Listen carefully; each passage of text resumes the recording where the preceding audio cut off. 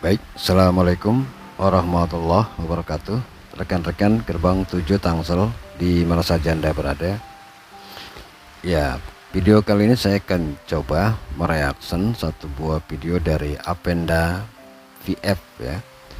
Ini YouTuber Malaysia, dimana dalam satu kontennya yang saya potong sedikit menyatakan bahwa bahasa Melayu itu sudah lama ada, dan kalau memangnya bahasa Melayu itu baru-baru ini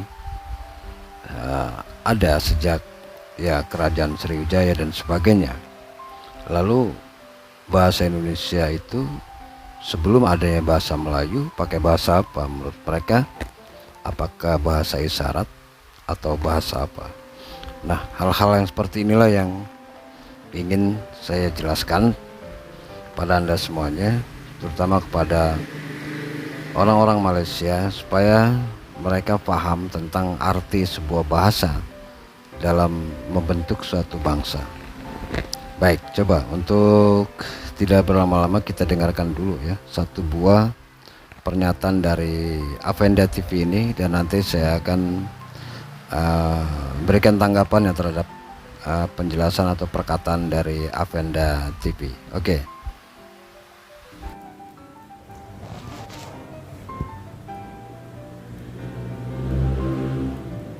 In Indonesian, we say belok kanan, belok kiri. In English, we say turn right, turn left. In Malaysian, they say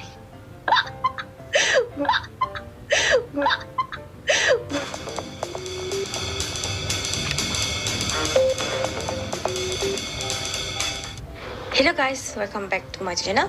Baru-baru ni viral pasal seorang tiktokers ni daripada Indonesia yang buat lawak pasal bahasa Melayu Malaysia yang dikatakan aneh. Yang kadang macam, yang bila tengok tu tak tahulah daripada mana info dia dapat.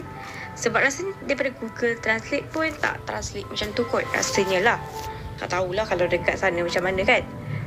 Tapi itulah usaha nak gelakkan bahasa Melayu Malaysia, akhirnya terselah kebodohan sendiri. Okey, untuk video kali ni saya akan ceritakan tentang sejarah bahasa Melayu, asal usul daripada mana, kenapa kita ada lorat, kenapa, yelah macam-macam persoalan yang kadang tu dapat dekat komen, yang dikatakan bahasa Melayu ni baru wujud, sangat-sangat baru wujud masa selepas Kesultanan Melayu Melaka. Sebenarnya kurang tepat lah. Dan ada yang kata bahasa Indonesia tu adalah bahasa Indonesia dan bukan bahasa Melayu. Terfikir juga, kalau bukan bahasa Indonesia tu asal daripada bahasa Melayu, sebelum wujudnya Indonesia, dia orang pakai bahasa apa? Bahasa isyarat? Okey, tanpa kita buang masa, jom. Baik, saudara, saya ingin mengomentari sedikit tentang pernyataan Avenda yang dalam videonya menyatakan bahwa kalau bahasa Indonesia itu bukan berasal dari bahasa Melayu, lalu orang Indonesia itu sebelum bahasa Indonesia lahir berbicara dengan bahasa apa? Apakah dengan bahasa isyarat atau bahasa apa? Nah, dari pembicaraan Avenda tersebut, saya melihat ini ada satu penggiringan opini bahwa bahasa Indonesia itu adalah bahasa Melayu, dan kita pun tidak memungkirinya bahwa memang bahasa Indonesia yang kita pakai pada saat ini memang berasal dari bahasa Melayu. Jadi sebelum bahasa Indonesia ini lahir, lalu masyarakat Indonesia berbicaranya dengan bahasa apa? Ya tentunya dengan bahasa daerah masing-masing, karena pada saat itu kita ini dari berbagai macam etnis, dari berbagai macam suku, dari berbagai macam pulau yang ada di Nusantara ini, bahasanya berbeda-beda, kepentingannya berbeda-beda. Oleh sebab itu maka pada tahun 1928 kita menyatakan satu tekad dan satu kesatuan dan menyatakan bahwa kita ini satu, berbahasa Indonesia, bertanah air satu, tanah air Indonesia. Oleh sebab itu maka saya mengira pernyataan Apenda ini ya seolah-olah meremehkan bahasa Indonesia yang memang pada saat ini berasal dari bahasa Melayu. Nah, baik, sedikit saya flashback ke belakang bahwa yang namanya bahasa Indonesia ini pernah juga dimusyawarahkan dalam Kongres Pemuda pertama, yaitu pada tahun 1926, di mana para tokoh-tokoh kita seperti Muhammad Yamin yang kemudian mereka berhasil mengumpulkan seluruh para pemuda-pemuda kita yang berada di Nusantara ini dari berbagai macam pulau, berbagai macam suku, berbagai macam bahasa, kemudian berkumpul dalam suatu rapat atau kongres yang menyatakan bahwa kita ini harus bagaimana ya. Kita ini bangsa ini sudah lama dijajah oleh Belanda selama 350 tahun. Kita tidak bisa merdeka dan kita berpikir kenapa kita tidak bisa merdeka ya, karena berbagai macam sebab. Pertama adalah wilayah-wilayah di Indonesia ini terdiri dari kerajaan-kerajaan yang pada saat itu ada yang mendukung penjajah, ada yang tidak mendukung penjajah. Nah, oleh sebab itu maka Muhammad Yamin pada saat itu berpikir kalau memangnya kita mempertahankan sistem feodalisme atau sistem kerajaan-kerajaan, ya kita tidak bisa merdeka sampai kapanpun juga, karena perlawanan-perlawanan raja-raja yang menentang penjajah itu ya perlawanan-perlawanan yang sifatnya kedaerahan. Nah, oleh sebab itu maka pada tahun 1926 Muhammad Yamin mengumpulkan para tokoh-tokoh masyarakat dari berbagai macam suku daerah di seluruh Nusantara ini berkumpul untuk membahas ini.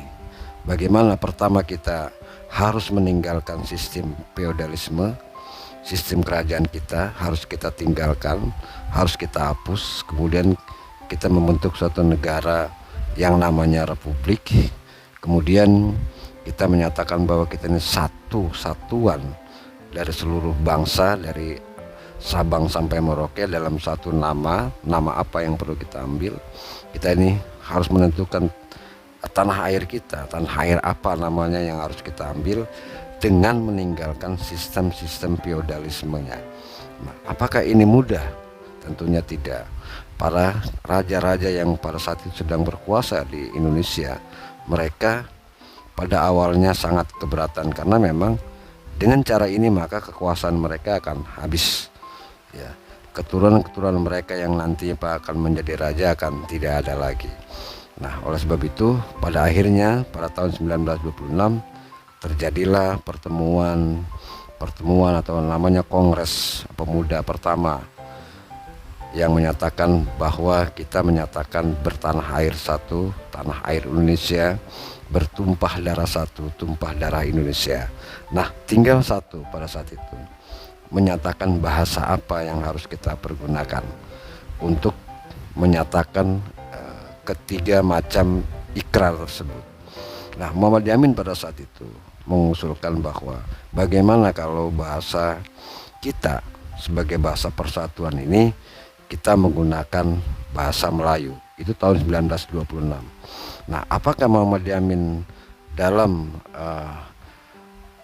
jabarannya menggunakan bahasa Melayu kemudian diterima oleh para pemuda-pemuda yang pada saat itu menjadi panitia ikut kongres? Tentunya tidak ya. Semua banyak yang memprotes Muhammad Yamin, terutama sekali adalah Tabrani, perwakilan para pemuda dari daerah Madura. Mereka sangat tidak setuju sekali ya kalau memang bahasa Melayu dijadikan sebagai bahasa persatuan. Karena kenapa? Pertama adalah Melayu di Indonesia adalah suku yang sangat kecil sekali, yang penduduknya tidak banyak ya. Kemudian mereka melihat bahwa suku Jawa lah yang paling dominan di Republik Indonesia ini yang sekarang ini. Nah, kenapa tidak bahasa Jawa? Kemudian dari daerah lain kenapa tidak dengan bahasa Sumatera? Kenapa tidak dengan bahasa Aceh? Kenapa enggak bahasa Sunda dan sebagainya? Nah, oleh sebab itu maka Tabrani mengusulkan tahun 1926 mengkonter dari pernyataan Muhammad Yamin, bagaimana kalau kita pakai bahasa Indonesia?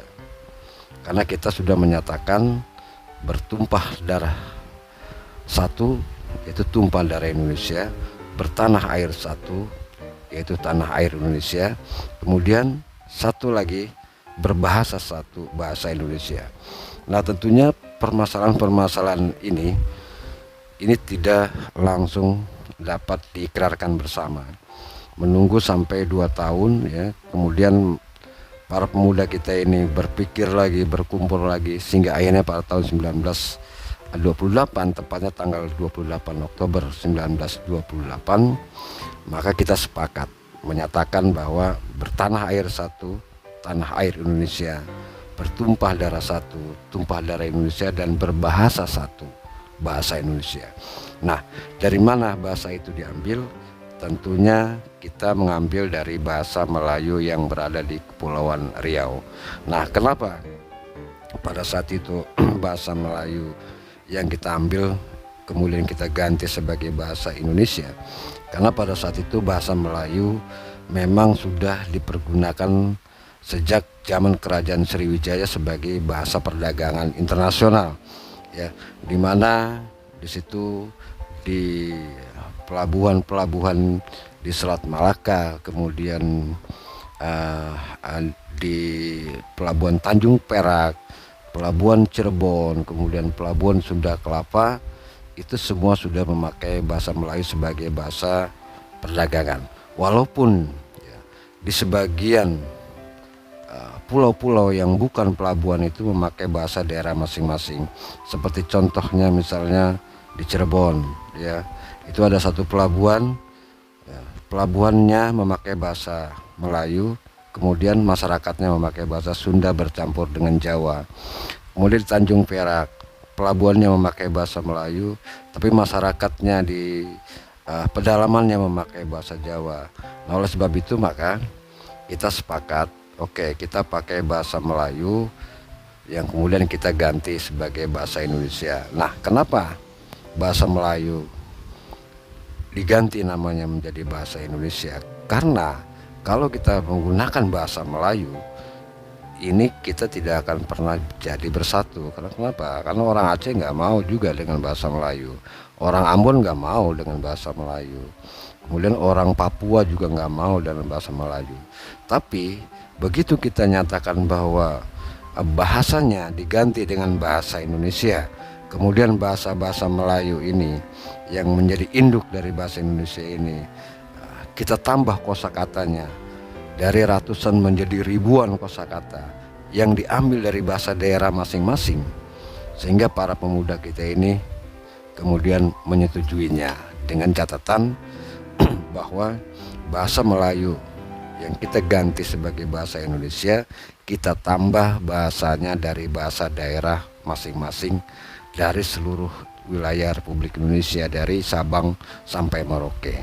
Nah, oleh sebab itulah maka pada tanggal 28 Oktober, selama 2 tahun kita berpikir, para tokoh-tokoh kita berpikir, akhirnya kita mengikrarkan diri sebagai satu bangsa dan sebagai satu bahasa, yaitu bahasa Indonesia.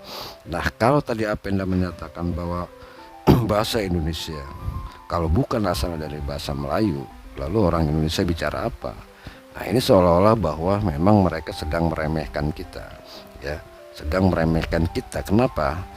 Sampai saat ini orang-orang Malaysia, profesor-profesor yang ada di Malaysia, kemudian para youtuber Malaysia, termasuk para pemimpin parlemen di Malaysia, ini selalu menganggap orang-orang Indonesia ini dalam berbicara, mereka selalu menganggap kita bicara dengan bahasa Melayu.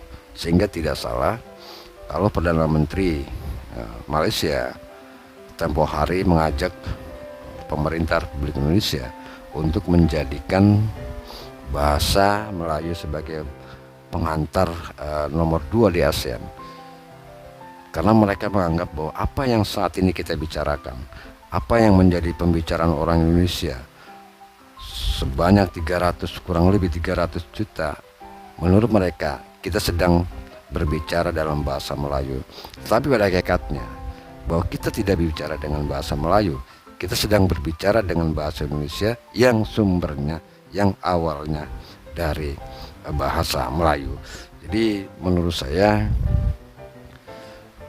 pernyataan dari Apenda tadi ini kurang tepat untuk kita terima sebetulnya ya, karena memang wajar saja bagi mereka menganggap kita sedang berbicara dalam bahasa Melayu, padahal bahasa Melayu yang sedang mereka bicarakan juga itu asalnya dari Indonesia, yaitu dari kerajaan-kerajaan yang ada di Kepulauan Riau yang kemudian menyebar sampai ke Selat Malaka, sampai ke Brunei, sampai ke Singapura, sampai ke Thailand dan sebagainya. Jadi itu yang perlu saya tanggapi. Mudah-mudahan penjelasan ini ada manfaatnya bagi rekan-rekan semuanya. Dan kalau ada pandangan lain terhadap pernyataan Apenda tadi, silakan Anda tulis di kolom komentar di bawah ini. Dan sekali lagi saya nyatakan bahwa bahasa adalah jati diri suatu bangsa. Nah, jadi bahasa itu merupakan cikal bakal bagaimana kita ini membina persatuan dan kesatuan bangsa. Baik, terima kasih. Saya akhiri. Assalamualaikum warahmatullahi wabarakatuh.